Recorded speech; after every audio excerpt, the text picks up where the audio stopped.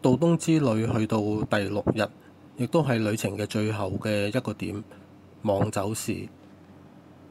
上晝坐完破冰船，時間都係11點幾。喺破冰船碼頭外邊就已經係有觀光巴士可以去到其他嘅觀光點。坐觀光巴士嘅時候就要留意行車嘅方向，例如 JR 站，喺 JR 站上車嘅觀光巴士其實係去破冰船個方向嘅。如果要上去天都山的話呢，其實就要喺 JR 站行去後多少少，喺個 Sukiya 嗰處有多個巴士站，喺嗰處就可以係上到天都山。所以坐完個破冰船就可以去 Sukiya 食個午飯，然之後就喺 Sukiya 門口就再坐巴士上去天都山。如果你呢家問我凍唔凍，我話俾你知好凍，但係凍都唔係一個最大嘅問題。最大嘅問題係副眼鏡，因為網走監獄佢嘅博物館係室內地方，開咗暖氣，但係佢每一個館都係要經過露天嘅，然之後露天嘅時候就非常之凍，所以個眼鏡基本上好多時間都係睇唔到嘢。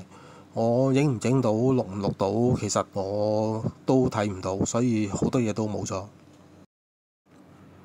坐觀光巴士嘅時候要睇清楚個站牌，同埋睇清楚部車佢去嘅方向。民族文化館係得一個站嘅啫。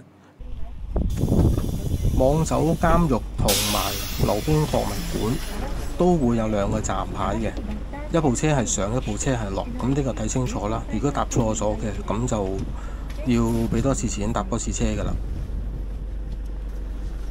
呢部觀光巴士冇 IC 卡嘅設備，上車時候都係攞個整理券，落車嘅時候就俾現金。如果你現金唔夠嘅，只要有1000 yen 喺身，咁其實佢都有一個自動唱錢機，可以唱翻散紙俾你再入錢嘅。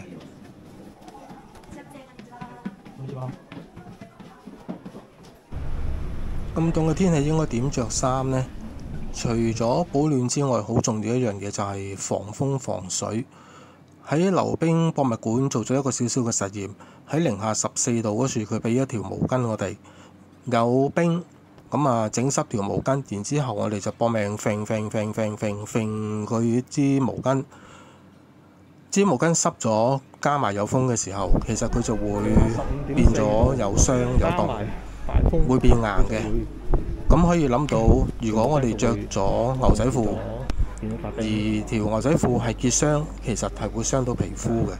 咁呢個就唔係淨係保暖嘅問題，所以去咁凍嘅地方，衫同埋褲都一定係要防風防水，對鞋都要防水，同埋個底係要比較係硬身啲、厚身一啲，因為要踩到冰、踩到雪。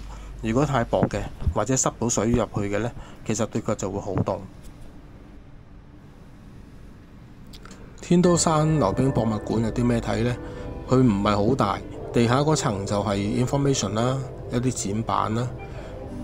地庫一層嘅其實就係頭先玩冰嗰處啦，另外就係有一個好小嘅水族館，咁有幾個魚缸睇佢北海道一啲特別嘅小品種嘅魚啦，有個展覽廳啦，然之後樓上就會係有一層係餐廳啦。再對上天台嘅時候呢，就會係一個展望台。個展望台如果天氣好嘅時候，風景應該都幾好嘅。但係今日都好大雪，咁個視野其實都唔係好大，基本上喺樹都係食風食雪。民族文化館最主要係講返北海道被日本管治之前，佢哋嗰個生活主要都係狩獵、捕魚同埋點樣去生存。北海道嘅原住民係愛盧族，愛盧族係有自己嘅語言嘅。而家喺北海道都仍然係會見到有用呢個愛盧族嘅語言。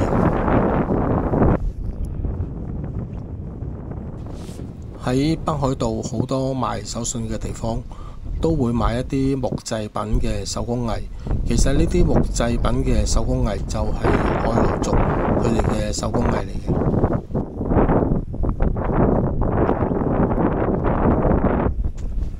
等車嘅時間就係欣賞雪景嘅時間，亦都係食雪嘅時間。